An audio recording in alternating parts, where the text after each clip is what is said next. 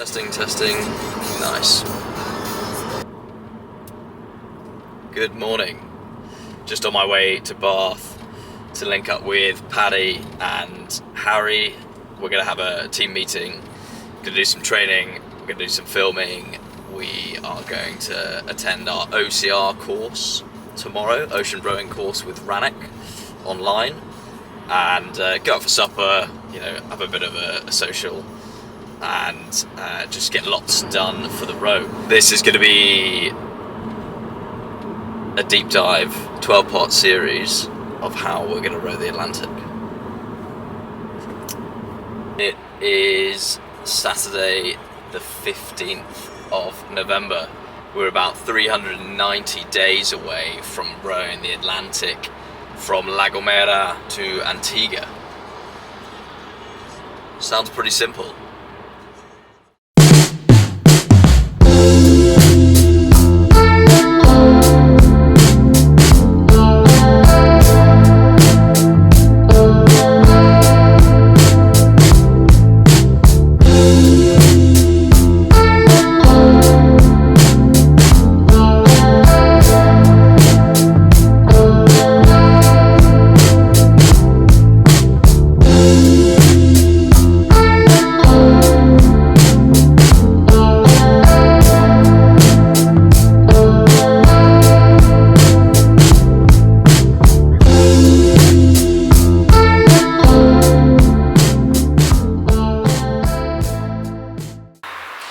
So my name is Patrick McGee, everyone calls me Paddy.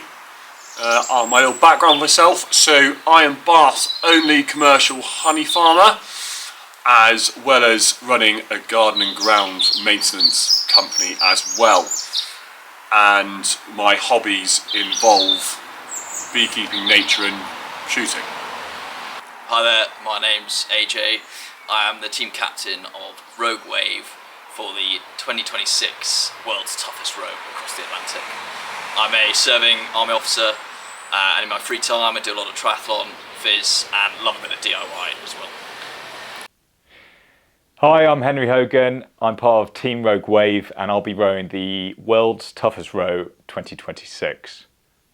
So my name's Harry Vardigans. I'm a 30-year-old male. I currently work in insurance. So I work for a company that does flood modelling and something called catastrophe modelling in the city. So I'm the one person in the crew that has no military background, and I guess is the guy that will probably be pulled along throughout the whole row.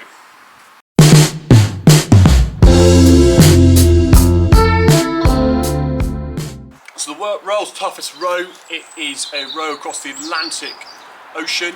Is a 3,000-mile row across the Atlantic from La Gomera in the Canaries across to Antigua in the Caribbean. We'll be experiencing some extreme weather, really tough conditions, both hot and cold, and exerting ourselves 2 hours on, 2 hours off every day until we get to the other side. Zero support from external organisations. We'll be seeing the most amazing wildlife, but experiencing some of the toughest conditions for about 30 days non-stop.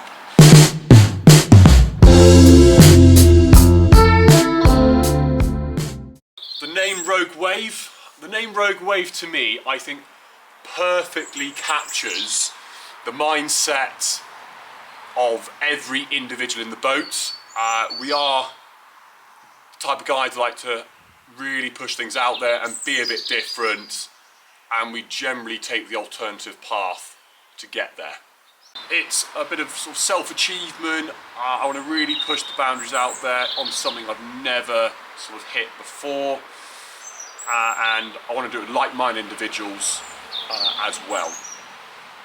So I've always been interested in adventurous activities, and one thing which really stands out for me why I and the team want to row the Atlantic is more people have gone to Everest than crossed an ocean, which to me is pretty impressive and quite cool to try to do.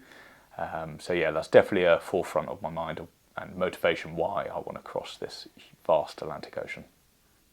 One part which I'm really focused on is photography within the team, and I'm really looking forward to utilising that when we're out on the ocean. The other thing is the nature aspect of this row. I really like the fact that obviously it's dangerous, but the previous attempts and boats which have gone on have had marlin strikes, which will be really interesting if that was to happen to us. Hopefully not, but you never know. The row is actually something I've always wanted to do. I grew up rowing as a kid. I rowed throughout school and university, but it was always very much river rowing. It was a very short race, you know, either 2 kilometres or 5 kilometres. But this is something that I think embodies everything that you normally go throughout your training period when I was rowing at school and university. So the hard winter months sitting on an ergo, just grinding out the miles, but doing that as an event. And I think there's something appealing about that. Type 2 fun, I suppose. I got a phone call one day from Paddy, and he'd been in the pub with 2 of his mates, one of them I knew, and they said, look, in a very drunken tone, we're rowing the Atlantic and we want you to be on the team, and when that sort of opportunity comes up, you can't say no, you've got to jump at it.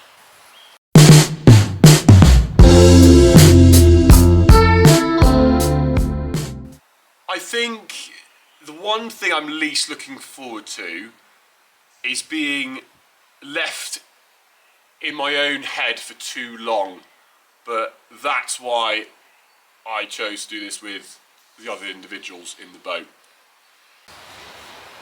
My biggest fear for the row is what we can't plan and train for. When we have marlin strikes, or when we get capsized, caught off guard from any waves, or if one of the teams starts to go down, you know, we'll train and we'll do as much preparation as we can, but all of those unexpected issues, that's going to be the hardest thing for me. Shitting in a bucket. I think it's a pretty overexposed way of doing things. We're certainly, if we didn't know each other well before, we are going to know each other pretty well come the end of it. But outside of that, jokes aside, I do think being trapped in a cabin next to Harry Hogan whilst a storm is going on and we can't open the door, having 120 kilos roll about and fall on top of you as you capsize is not the most comfortable of things.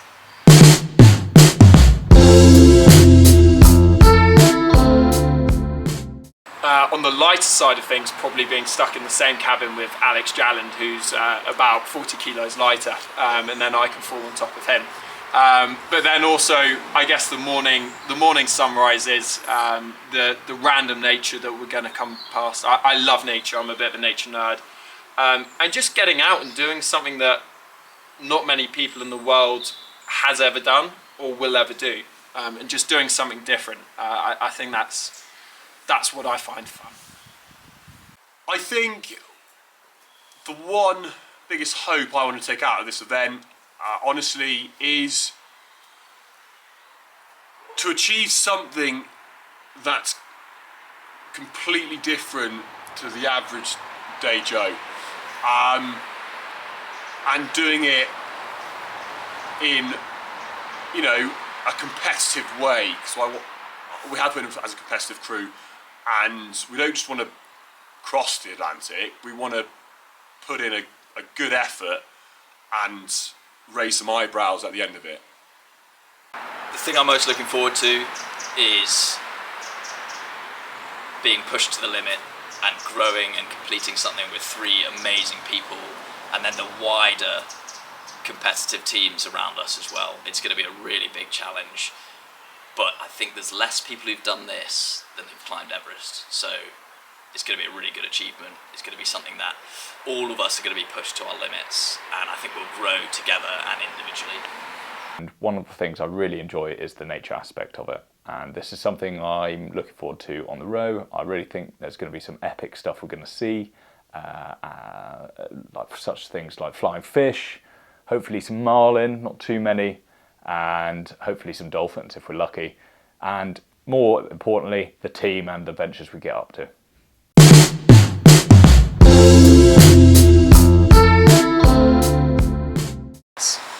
The goal for us, I think in a numerical sense, is we want to raise £100,000 for UK charities, but the ultimate team goal is to win. We'd love to break the record, but that is weather dependent. There are tides and currents and waves and weather that we've got to compete against to break the record. But our goal as a team is to win 2026 World's Toughest Road. The people that sign up for this, there's something a little bit special about them. You know, ordinary people who are just looking to do something extraordinary.